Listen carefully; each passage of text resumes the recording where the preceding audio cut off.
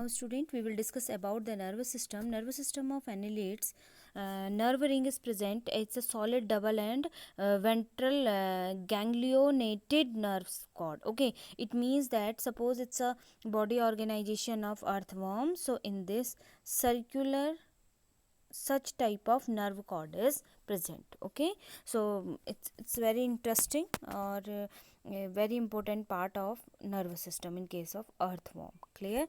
And they are having the closed circulatory system like us. We are also having the closed circulatory system. If blood flows through a closed panel, so that time it's known as the closed circulatory system. Okay, and their blood color is also red, or in case of earthworm, because they are having one pigment in their blood, it's known as the erythrochlorine. Okay, so this pigment is present in case of earth, and in case of humans, hemoglobin pigment is present. Okay, next point is of their body is covered with a cutaneous body wall, and the main function of this wall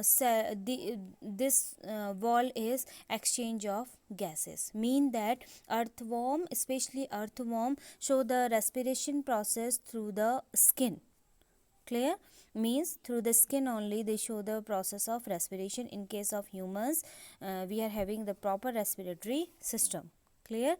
Now next point is locomotion is done. What is the locomotion? Movement of an organism from one place to another is known as the locomotion. So here you can see locomotion takes place with the help of CT in case of earthworm, and in case of Nereis, parapodias are present. Okay, or in case of leech, suckers. Suppose the structure of leech, that time through these both the ends are having the sucker, so from there to there it gets to be moved. Okay, next point is sexes are unisexual in case of Nereis, and bisexual. Unisexual means male and female Nereis are different, and in case of earthworm and leech, bisexual means in one body only male and female gonads are present. Okay, afterwards what happen, it is a very important one. Girl is also asked for the larval stage. What is the larval stage, children?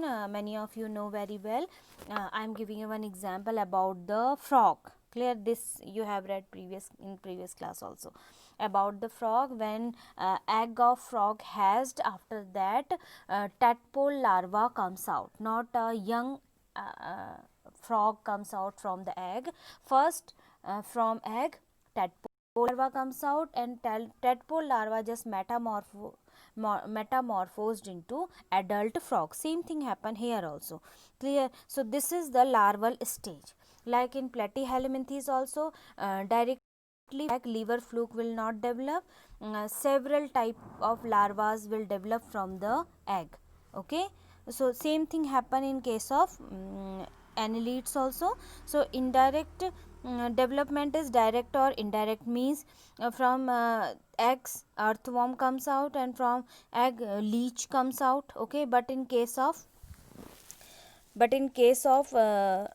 Nereis, especially one special type of larval stage comes, and this larva is known as the trochophore larva. Okay, so one mark question can become from it, that what is the larva of Nereis, and the answer is trochophore larva. So here these are the examples of annelids which we have discussed already. Pheretima, prosthuma, earthworm, hirudinaria, leech, Nereis.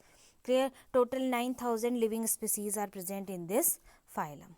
Okay, so now you can see the classification of annelid. Three type of annelids are present. Three classes of annelids are there: Oligochaeta, Polychaeta, and Hirudinia.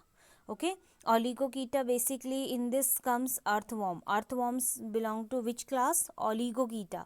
And Nereis belongs to which class? Polychaeta. And Hirudinaria belongs to Hirudini class. Okay, so all the things I have discussed, you can go through it and try to understand the content.